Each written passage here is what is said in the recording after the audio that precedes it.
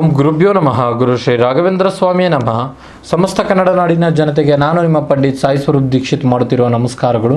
ಇವತ್ತಿನ ಈ ಒಂದು ವಿಡಿಯೋದಲ್ಲಿ ಯುಗಾದಿ ಅಂದರೆ ಹೊಸ ಕನಸುಗಳು ಈಡೇರುವಂಥ ಒಂದು ಲಕ್ಷಣಗಳಿವೆ. ನಮ್ಮ ಹಿಂದೂ ಸಂಪ್ರದಾಯದ ಪ್ರಕಾರ ಯುಗಾದಿ ಅನ್ನೋದು ಒಂದು ಹೊಸ ವರ್ಷದ ಆರಂಭ. ಈ ಒಂದು ಯುಗಾದಿ ಹೊಸ ವರ್ಷದ ಆರಂಭದಲ್ಲಿ ಸಿಂಹ ರಾಶಿಯಲ್ಲಿ ಇರುವಂಥ ವ್ಯಕ್ತಿಗಳಿಗೆ ಈ ಒಂದು ವರ್ಷ ಭವಿಷ್ಯ ಯಾವ ರೀತಿ ಇದೆ ಅಂತ ಈ ಒಂದು ವಿಡಿಯೋದಲ್ಲಿ ತಿಳಿಸ್ಕೊಡ್ತೇನೆ. ಯಾರೆಲ್ಲ ಈ ಒಂದು ವಿಡಿಯೋ ನೋಡ್ತಾ ಇದ್ದಾರೆ ಕೊನೆವರೆಗೂ ವಿಡಿಯೋ ನೋಡಿ ಹಾಗೂ ಹೆಚ್ಚಿನ ವಿಡಿಯೋಗಳಿಗಾಗಿ ನಮ್ಮ ಒಂದು ಯೂಟ್ಯೂಬ್ ಚಾನಲ್ನ ಲೈಕ್ ಮಾಡಿ, ಶೇರ್ ಮಾಡಿ ಹಾಗೂ ಸಬ್ಸ್ಕ್ರೈಬ್ ಮಾಡಿ. ಮೊದಲನೇದಾಗಿ ಗ್ರಹ ಸಂಚಾರದಲ್ಲಿ ಶನಿಯು ನಿಮ್ಮ ರಾಶಿಯಿಂದ 8ನೇ ಮನೆಗೆ ಪ್ರವೇಶ ಮಾಡುತ್ತಾನೆ. ಅದರ ಅರ್ಥ ನಿಮಗೆ ಅಷ್ಟಮ ಶನಿ ಶುರು ಆಗ್ತಿದೆ ಅನ್ನುವಂಥದ್ದೇ ಅರ್ಥ. ಹುಷಾರಾಗಿರಿ. ನಿಮ್ಮ ಲೈಫ್ ಅಂದರೆ ಏನು ಅಂತ ಪಾಠ ಕಲಿಸುವಂತ ಈ ಒಂದು ಅಷ್ಟಮ ಶನಿ. ಇನ್ನು ಗುರು ಜೂನ್ 11ರವರೆಗೂ ಲಾಭದ ಸ್ಥಾನದಲ್ಲಿ ಇರುತ್ತಾನೆ. ಇದರಿಂದ ಲಾಭ ಅನ್ನೋದು ನಿಮಗೆ ಜಾಸ್ತಿ ಆಗಿರುತ್ತದೆ. ಹಾಗೆ 12ನೇ ಮನೆಗೆ ಹೋಗೋದ್ರಿಂದ ಖರ್ಚು ವೆಚ್ಚಗಳು ಜಾಸ್ತಿ ಆಗುವಂಥದ್ದಿದೆ. ರಾಹು ನಿಮ್ಮ ರಾಶಿಯಲ್ಲೇ ಕೂತಿರೋದ್ರಿಂದ ನಿಮಗೆ ಫುಲ್ ಆಕ್ಟಿವ್ ಮಾಡುತ್ತಾನೆ. ಕೇತು 7ನೇ ಮನೆಯಲ್ಲಿ ಇರೋದ್ರಿಂದ ಪಾರ್ಟ್ನರ್ಶಿಪ್ ನಲ್ಲಿ ಸ್ವಲ್ಪ ಕಿರಿಕಿರಿ ಮಾಡುವಂಥದ್ದು. ಇನ್ನು ಆರ್ಥಿಕ ಪರಿಸ್ಥಿತಿ ಬಗ್ಗೆ ನೋಡೋದಾಯ್ತು ಅಂತ ಹೇಳಿದ್ರೆ ಜೂನ್ ವರೆಗೂ ಹಣ ಬರುವಂತ ದಾರಿ ತುಂಬಾ ಚೆನ್ನಾಗಿದೆ. ಲಾಟರಿ ಹೊಡೆದಾಗೆ ಅನಿರೀಕ್ಷಿತ ಬದಲಾವಣೆಗಳಾಗುತ್ತದೆ. ಅಷ್ಟಮ ಶನಿಯ ಒಂದು ಪ್ರಭಾವದಿಂದ ಹಾಸ್ಪಿಟಲ್ಗೆ ಹಾಕುವಂತ ಖರ್ಚು ಮತ್ತೆ ಅನಗತ್ಯ ಕೋರ್ಟ್ ಕಚೇರಿ ಇತ್ಯಾದಿಗಳಿಗೆ ಅತಿ ಹೆಚ್ಚು ಖರ್ಚಾಗುವಂತ ಸಾಧ್ಯತೆಗಳು ಬಹಳ ಇದೆ. ಅದಕ್ಕೆ ಮೊದಲೇ ಸ್ವಲ್ಪ ಹಣವನ್ನ ಎತ್ತಿಡಿ. ಹೂಡಿಕೆ ಮಾಡುವಾಗ ಎಚ್ಚರವಿರಲಿ. ಇನ್ನು ವೃತ್ತಿ ಮತ್ತು ಉದ್ಯೋಗದ ವಿಚಾರದ ಬಗ್ಗೆ ನೋಡೋದಾಯ್ತು ಅಂತ ಹೇಳಿದ್ರೆ ಆಫೀಸ್ ನಲ್ಲಿ ನಿಮ್ಮ ಮೇಲೆ ಒತ್ತಡ ಜಾಸ್ತಿ ಇರುವಂತದ್ದು. ಎಲ್ಲರೂ ಸಹ ನಿಮಗೆ ಕಾಲು ಎಳೆದು ಕೆಳ ಹಾಕ್ಲಿಕ್ಕೆ ನೋಡ್ತಾ ಇರ್ತಾರೆ.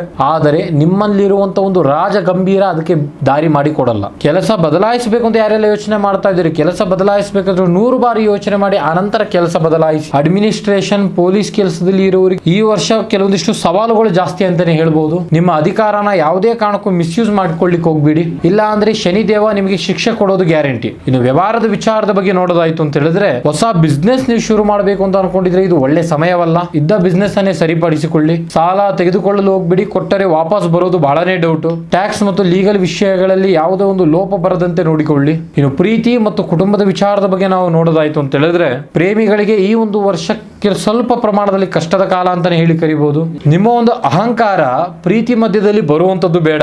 ಇಬ್ಬರ ನಡುವೆಯಲ್ಲಿ ನಂಬಿಕೆ ಇದ್ದರೆ ಮಾತ್ರ ನಿಮಗೆ ಪ್ರೀತಿಯಲ್ಲಿ ಜಯ ಸಿಗುವಂತದ್ದು. ಇನ್ನು ನಿಮ್ಮ ಕುಟುಂಬದಲ್ಲಿ ಅತ್ತೆ ಮಾವ ಮತ್ತು ಕುಟುಂಬದ ಹಿರಿಯರೊಂದಿಗೆ ಭಿನ್ನಾಭಿಪ್ರಾಯ ಬರುವಂತದ್ದು. ಮನೆಯಲ್ಲಿ ಸಣ್ಣ ಪುಟ್ಟ ಜಗಳಗಳು ಆಗದಂತೆ ನೋಡಿಕೊಳ್ಳಿ. ಇನ್ನು ಆರೋಗ್ಯದ ವಿಚಾರದ ಬಗ್ಗೆ ನೋಡೋದಾಯ್ತು ಅಂತ ಹೇಳಿದ್ರೆ ವಾಹನ ಚಲಾಯಿಸುವಾಗ ತುಂಬಾನೇ ಜಾಗರೂಕರಾಗಿರಿ. ಹೊಟ್ಟೆ ಮತ್ತು ಮೂಳೆ ಸಮಸ್ಯೆಗಳು ಕಾಣಿಸಿಕೊಳ್ಳಬಹುದು. ಕ್ಯಾಲ್ಸಿಯಂ ಇರುವಂತಹ ಆಹಾರ ಜಾಸ್ತಿ ಸೇವನೆ ಮಾಡಿ. ದಿನ ನೀವು ವ್ಯಾಯಾಮ ಮಾಡುವುದನ್ನು ಮರಿಬೇಡಿ. ನಿಮ್ಮ ಒಂದು ಅದೃಷ್ಟವಾಗಿರ್ತಕ್ಕಂಥ ಸಂಖ್ಯೆ ಮತ್ತು ಬಣ್ಣದ ಬಗ್ಗೆ ನೋಡೋದಾಯ್ತು ಅಂತ ಹೇಳಿದ್ರೆ ಅದೃಷ್ಟವಾಗಿರ್ತಕ್ಕಂಥ ಸಂಖ್ಯೆ 1, 5 ಮತ್ತೆ 9. ಅದೃಷ್ಟವಾಗಿರ್ತಕ್ಕಂಥ ಬಣ್ಣ ಚಿನ್ನದ ಬಣ್ಣ ಮತ್ತು ಕೇಸರಿ ಬಣ್ಣ. ನಿಮಗೆ ಶುಭ ದಿನ ಅಂತ ಹೇಳಿದ್ರೆ ಭಾನುವಾರದೊಂದು ಸೂರ್ಯ ದೇವನಿಗೆ ಪ್ರಾರ್ಥನೆ ಮಾಡುವುದೇ ಬಹಳ ಉತ್ತಮ. ಅಷ್ಟಮ ಶನಿಯ ಕಾಟ ಕಡಿಮೆ ಮಾಡ್ಕೋಬೇಕು ಅಂತ ಹೇಳಿದ್ರೆ ನಾನು ಹೇಳುವಂತ ಕೆಲವೊಂದಿಷ್ಟು ಕೆಲಸಗಳನ್ನ ಮಾಡಿ. ಪ್ರತಿ ಶನಿವಾರ ಶನೇಶ್ವರ ದೇವಸ್ಥಾನಕ್ಕೆ ಹೋಗಿ ಎಳ್ಳೆಣ್ಣೆ ದೀಪವನ್ನು ಹಚ್ಚಿ ಪ್ರತಿದಿನ ಬೆಳಗ್ಗೆ ಆದಿತ್ಯ ಹೃದಯ ಸ್ತೋತ್ರವನ್ನು ಪಠಿಸಿ ಕಷ್ಟದಲ್ಲಿ ಇರುವವರಿಗೆ ಸಹಾಯ ಮಾಡಿ. ಒಟ್ಟಾರೆ 2026 ಸಿಂಹ ರಾಶಿಯವರಿಗೆ ಒಂದು ಪರೀಕ್ಷೆ ಆಗಿರ್ತಕ್ಕಂಥನೇ ವರ್ಷ ಅಂತ ಕರಿಬಹುದು. ತಾಳ್ಮೆಯಿಂದ ಇದ್ರೆ ಎಲ್ಲದನ್ನು ಸಹ ನೀವು ಗೆಲ್ಲುತ್ತೀರಿ. ನಿಮ್ದು ಕೂಡ ಸಿಂಹ ರಾಶಿ ಆಗಿದ್ರೆ ಜೈ ಶನಿದೇವ ಎಂದು ಕಮೆಂಟ್ ಬಾಕ್ಸ್ ನಲ್ಲಿ ಕಮೆಂಟ್ ಮಾಡಿ. ವಿಡಿಯೋ ಹೆಚ್ಚಿನ ಜನರಿಗೆ ಶೇರ್ ಮಾಡಿ. ನಿಮ್ಮ ಸಮಸ್ಯೆಗಳಾಗಿರ್ತಕ್ಕಂಥ ಪ್ರೀತಿ ಪ್ರೇಮದಲ್ಲಿ ತೊಂದರೆ,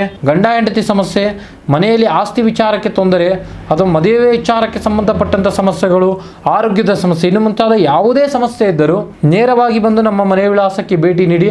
ದೂರದ ಊರಿನವರಿಗೆ ವಿಡಿಯೋ ಕಾಲ್ ಅಥವಾ ನಾರ್ಮಲ್ ಕಾಲ್ ಮುಖಾಂತರ ಪರಿಹಾರ ತಿಳಿಸಿಕೊಡಲಾಗುವಂಥದ್ದು. ಎಲ್ಲರಿಗೂ ಯುಗಾದಿ ಹಬ್ಬದ ಆರ್ಥಿಕ ಶುಭಾಶಯಗಳು. ಧನ್ಯವಾದ.